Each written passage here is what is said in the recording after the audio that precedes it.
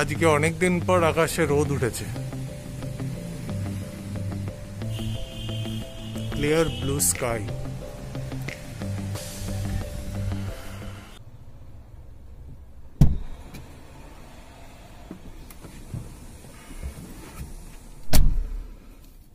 নমস্কার বন্ধুরা, কেমন আছেন? আশা করি আপনারা সবাই ভালো আছেন।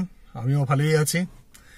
আজ প্রায় 5 দিন পর কলকাতার বুকে রোদ উঠেছে, বেশ ভালো লাগছে। তো যাই হোক, আজকে আবার আমি ফেরত এসেছি একটা নতুন ভিডিও নিয়ে। ভিডিওটা খুবই ইন্টারেস্টিং, তো সঙ্গে থাকুন, পুরো ভিডিওটা দেখুন। আর যদি ভিডিওটা ভালো লাগে অবশ্যই একটা লাইক দিয়ে আমাকে সাপোর্ট করবেন। আর চ্যানেল যদি এখন অব্দি সাবস্ক্রাইব না করে থাকেন, প্লিজ চ্যানেলটাকে সাবস্ক্রাইব করবেন রাদার। চলুন তাহলে ইন্ট্রো দিয়ে শুরু করা যাক।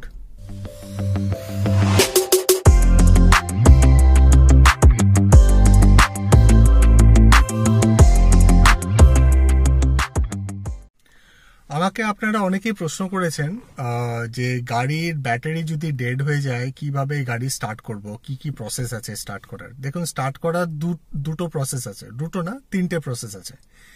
এক হচ্ছে আপনার গাড়ির ব্যাটারিটাকে খুলে নিয়ে গিয়ে কোনো একটা ব্যাটারির দোকানে গিয়ে ব্যাটারিটাকে রিপ্লেস করতে হবে একটা সার্ভিস ব্যাটারি দিয়ে, তারপর আপনি গাড়িটাকে স্টার্ট করতে পারবেন। সেকেন্ডলি হচ্ছে জাম্পার কেবল দিয়ে আপনি গাড়িটাকে রিস্টার্ট করতে পারেন। জাম্পার কেবল দিয়ে মানে আপনার গাড়ির ব্যাটারির সাথে অন্য কোনো গাড়ির ব্যাটারিকে লাগিয়ে তারপর সেটাকে আপনি স্টার্ট করতে পারবেন। থার্ডলি হচ্ছে গাড়িকে ঠেলে পুশ করে গাড়ি স্টার্ট করতে পারবেন। এখন এখানে একটা ব্যাপার আছে, সেটা হচ্ছে আমাদের মানে মার্কেটে এখন দু ধরনের গাড়ি পাওয়া যায়। এক হচ্ছে আপনার অটোমেটিক গাড়ি, আর এক হচ্ছে ম্যানুয়াল গাড়ি। অটোমেটিক গাড়িতে যেহেতু ক্লাচ নেই, সেই জন্য সেখানে ঠেলে অটোমেটিক গাড়ি আপনি স্টার্ট করতে পারবেন না। ম্যানুয়াল গাড়িতে আপনি ঠেলে স্টার্ট করতে পারবেন, কারণ ম্যানুয়াল গাড়িতে ক্লাচ আছে।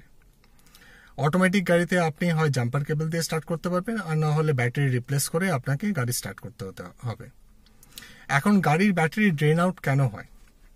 ড্রেন আউট হওয়ার অনেকগুলো কারণ থাকতে পারে। প্রথম কারণ হতে পারে যে গাড়ি যদি খুব পুরনো হয়, ব্যাটারি যদি খুব পুরনো হয়, তাহলে আস্তে আস্তে ব্যাটারির যে ক্ষমতা সেটা কমে যায় এবং তার ফলে আস্তে আস্তে ব্যাটারি ডিসচার্জ হতে শুরু করে। সেকেন্ডলি, যারা আমরা নতুন গাড়ি চালানো শিখেছি বা শিখছি, অনেক সময় আমরা কি করি, আমরা ভুল করে গাড়ির চাবি গাড়িতে রেখে দিয়ে হয়তো আমরা কোথাও চলে গেলাম কিছু কেনাকাটা করতে। তার ফলে কি হয়, গাড়ির হয়তো মিউজিক সিস্টেম অন থাকে বা কোনো লাইটস যদি কিছু থাকে সেটা অন থাকে বা ইলেকট্রনিক ইকুইপমেন্টস যদি অন থাকে, তার ফলে কি হয়, ব্যাটারি ড্রেন আউট হয়ে যায়। থার্ডলি, এক্ষেত্রে হতে পারে যে আমরা যখন রাত্রে যখন আমরা গাড়ি চালিয়ে যখন আমরা গাড়িটাকে পার্ক করে গাড়ি লাইট ফাইট অফ করে দিয়ে কি বার করে নিয়ে যাওয়ার পরেও যদি আমাদের লাইট অন থাকে, হেডল্যাম্প বা পার্কিং লাইট যদি অন থাকে, সেই ক্ষেত্রেও গাড়ি ড্রেন আউট হয়ে যেতে পারে। বা গাড়ির ভেতরে যে ইন্টারনাল যে লাইটসগুলো থাকে, যেমন এই যে এখানে দেখুন, এই যে এই লাইটটা আমার গাড়ির সুইচ অফ আছে, তো লাইট অন আছে, কিন্তু এক্ষেত্রে আমরা কখনো কি করি, আমরা ভুলে যাই লাইটটাকে অফ করতে। তার ফলে কি হয়, ব্যাটারি ড্রেন আউট হয়ে যেতে পারে। আরেকটা কারণ হতে পারে, গাড়ির ভেতরে যে অল্টারনেটরটা আছে বা অল্টারনেটরের যে বেল্টটা আছে সেটা যদি নষ্ট হয়ে যায়, তার সাথে সেই ক্ষেত্রেও গাড়ির ব্যাটারি ডিসচার্জ হয়ে যেতে পারে। কারণ কি হয়, গাড়ি যখন আমাদের চলে, অল্টারনেটরটা আমাদের গাড়ির ব্যাটারিটাকে রিচার্জ করতে সাহায্য করে, তো সেই জিনিসটা হয় না ঠিক করে। তো এইগুলো হচ্ছে কারণ ব্যাটারি ড্রেন আউট হয়ে যাওয়ার। আজকে আমি আপনাদেরকে যেটা দেখাবো, গাড়ি পুশ করে মানে দেখাবো বলতে বুঝিয়ে দেব কিভাবে গাড়ি পুশ করার সময় কি প্রসেস আমাদেরকে অ্যাপ্লাই করতে হয় যাতে গাড়িটাকে আমরা স্টার্ট করতে পারি। তো গাড়ি শুধু ধাক্কা মারলেই যে গাড়ি স্টার্ট হবে তা নয়, তার ভেতরে মানে যে আর কি চালক, তাকে অনেকগুলো প্রসেস ফলো করতে হবে গাড়ি ধাক্কা দেওয়ার সময়। সেই প্রসেসগুলো কি, সেগুলো আপনাদেরকে আমি দেখাবো। মানে গাড়িতে ধাক্কা দেওয়ার আগে প্রথমে আমাদেরকে গাড়ির চাবিটা ইগনিশনে ঢোকাতে হবে, তারপর এটাকে অন করতে হবে। অন করার পর আমাদেরকে গিয়ারটাকে আমাদেরকে ক্লাচটা টিপে গিয়ারটাকে হয় আমাদেরকে সেকেন্ড গিয়ারে দিতে হবে বা থার্ড গিয়ারে দিতে হবে। তো ইউজুয়ালি আমরা সেকেন্ড গিয়ারে দিই। সেকেন্ড গিয়ারে দিলাম, হ্যান্ড ব্রেক যদি এনগেজ থাকে হ্যান্ড ব্রেকটাকে রিলিজ করতে হবে। এবার রিলিজ করার পর আমাদের যে এক্সেলারেটরটা আছে, এই এক্সেলারেটরটাকে আমাদেরকে পাম্প করে যেতে হবে। এবার গাড়ি যেই চলতে শুরু করবে, মানে পেছন থেকে যেই আপনাকে ধাক্কা দেওয়া শুরু করবে গাড়ি ধাক্কা দিতে, তখন আস্তে আস্তে আপনাকে ক্লাচটাকে রিলিজ করতে হবে এবং তার সাথে সাথে এটাকে পাম্প করে যেতে হবে। যেই একটা দেখবেন একটা ব্রেকিং পয়েন্টে আসবে, যেখানে দেখবেন গাড়ি আপনার রেসপন্ড করছে, মানে ইঞ্জিনটা রেসপন্স করছে। যেই ইঞ্জিন রেসপন্স করবে সাথে সাথে ক্লাচটাকে ছেড়ে দেবে, আস্তে আস্তে অ্যাক্সিলারেটরটাকে একটু প্রেস করে করে গাড়িটাকে চালাতে শুরু করবেন। মানে গাড়িটাকে আপনাকে চালিয়ে নিয়ে যেতে হবে মোটামুটি 3 থেকে 4 কিলোমিটার বা তার চেয়েও বেশি, কারণ আপনার গাড়িটাকে মানে গাড়ির ব্যাটারিটাকে আপনাকে রিচার্জ করতে হবে। যদি চালানোর সেই সুযোগ না থাকে সেক্ষেত্রে আপনাকে অ্যাক্সিলারেটরটাকে প্রেস করে গাড়িটাকে রেভ করতে হবে। প্রায় 5-10 মিনিট এরকম রেভ করে নেওয়ার পর তারপর আপনাকে গাড়িটাকে অফ করতে হবে। এই নয় যে গাড়ি স্টার্ট হয়ে যাওয়ার পর যে আপনার গাড়ি স্টার্ট হয়ে গেল সাথে সাথে আপনি গাড়িটাকে সুইচ অফ করে দেবেন, তা না, স্টার্ট বন্ধ করে দেবেন, তা না, তাহলে কি হবে, আবার আপনি স্টার্ট করতে পারবেন না। তো গাড়িটাকে যেই আপনার গাড়ি স্টার্ট হয়ে গেল সাথে সাথে দুটো অপশন আছে।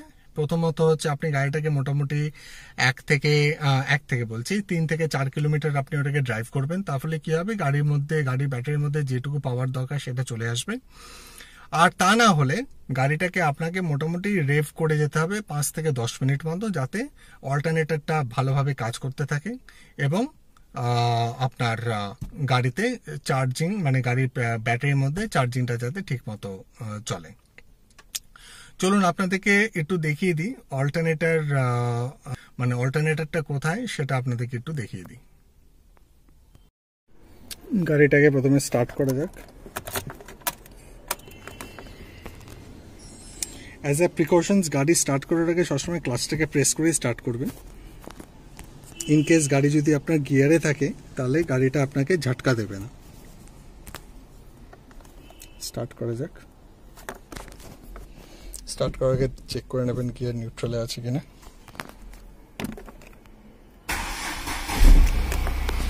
স্টার্ট হলো, এবার পেছনে যাওয়া যাক।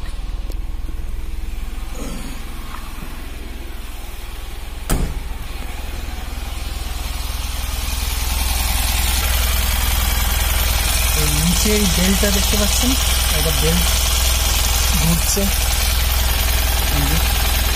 এই বেল্টটা হচ্ছে আপনার অল্টারনেটর বেল্ট, আর যেটাকে ঘোরাচ্ছে সেটা হচ্ছে আপনার অল্টারনেটর। এটাই আপনার ব্যাটারিটাকে রিচার্জ করতে সাহায্য করে।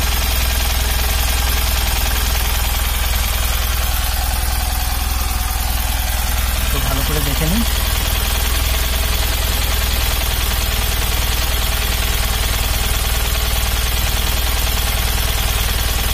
এটাই আপনার ইলেকট্রিসিটি প্রডিউস করছে এবং আপনার ব্যাটারিটাকে রিচার্জ করতে সাহায্য করছে।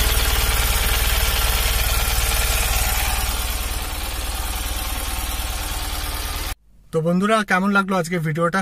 ভালো লেগেছে আশা করি ভিডিওটাতে আপনারা বুঝতে পারলেন কিভাবে গাড়ি যদি ইনকেস রাস্তার মাঝখানে যদি বন্ধ হয়ে যায় বা গাড়ির ব্যাটারি যদি ড্রেন্ড হয়ে যায় কিভাবে আপনারা স্টার্ট করতে পারবেন উইদাউট আ জাম্পার কেবল ছাড়াই।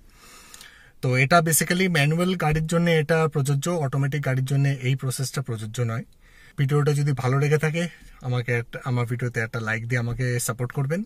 আর চ্যানেল যদি সাবস্ক্রাইব না করে থাকেন আর ভিডিওটা যদি এত দূর অবধি দেখে থাকেন তাহলে অবশ্যই চ্যানেলটাকে সাবস্ক্রাইব করবেন। আবার আমি আসবো একটা নতুন ভিডিও নিয়ে খুব তাড়াতাড়ি। ভালো থাকবেন। আজ তাহলে আসি, টাটা।